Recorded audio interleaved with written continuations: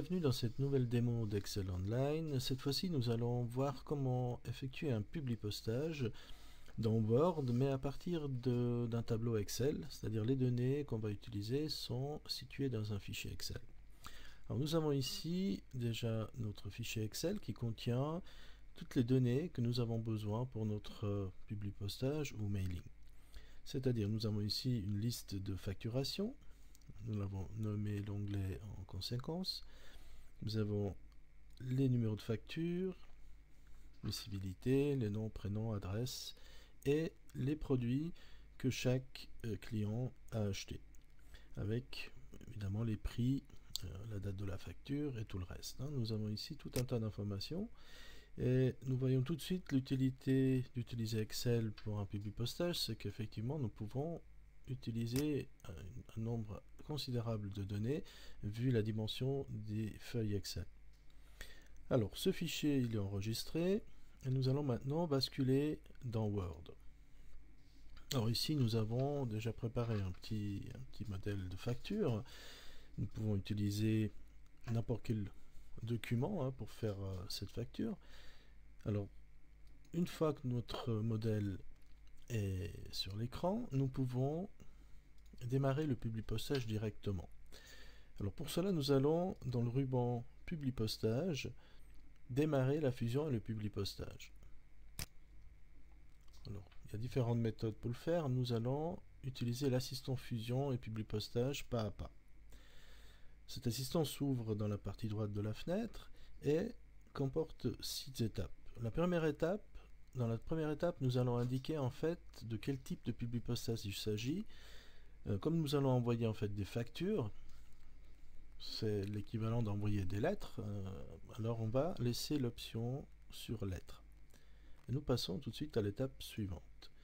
Dans la deuxième étape, nous devons indiquer en fait quel est le document que nous voulons utiliser. À l'occurrence, le document est déjà à l'écran, alors nous allons utiliser le document actuel. Sinon, on aurait pu aller chercher un autre modèle de document. Et nous passons à l'étape suivante. Donc, dans cette étape, maintenant, nous devons indiquer à Word où se situent les données que nous avons vues tout à l'heure dans le fichier Excel. Alors, nous allons simplement aller chercher nos données que nous avons préalablement enregistrées.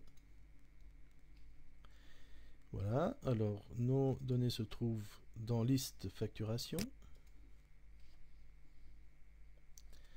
Et voilà, alors nous avons maintenant ici une boîte de dialogue qui nous affiche le contenu de ce fichier Excel.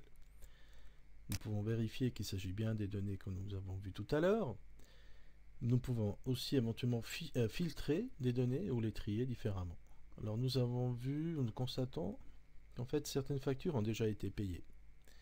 Alors nous avons besoin de envoyer nos factures seulement aux personnes qui n'ont pas encore payé leurs factures. Alors nous allons faire un filtre et nous allons en fait garder seulement les factures qui n'ont pas été payées. Voilà, on peut faire aussi des filtres plus élaborés, mais pour l'instant, ben voilà, on reste à ce niveau-là. Nous validons, voilà, et nous passons maintenant à l'étape suivante. Alors, nous devons maintenant insérer ici les variables, c'est-à-dire toutes les informations qui varient en fonction justement du client, de chaque facture. Alors, ça commence déjà par l'adresse du destinataire et puis le contenu de la facture.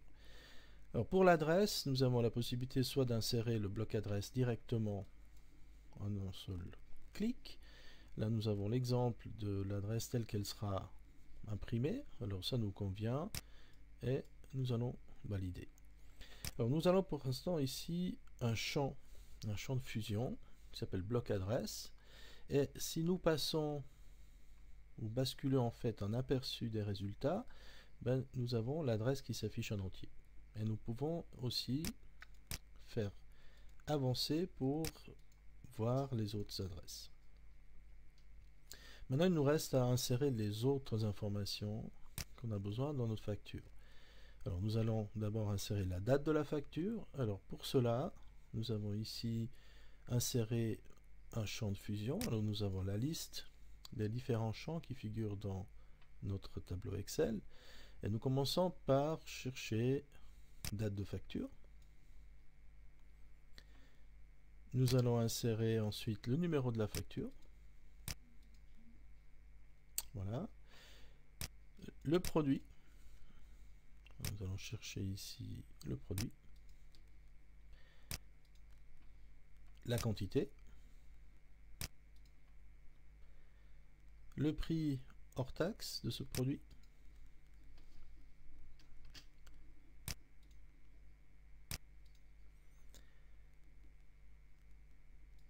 Le montant de la TVA.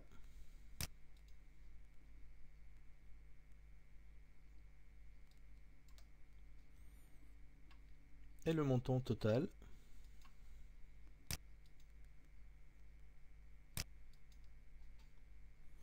Voilà, qui a été calculé éventuellement dans Excel. Voilà, maintenant nous pouvons, juste pour vérifier, faire défiler les différentes factures, et nous voyons qu'effectivement l'adresse change, le produit change, et les informations concernant le prix également.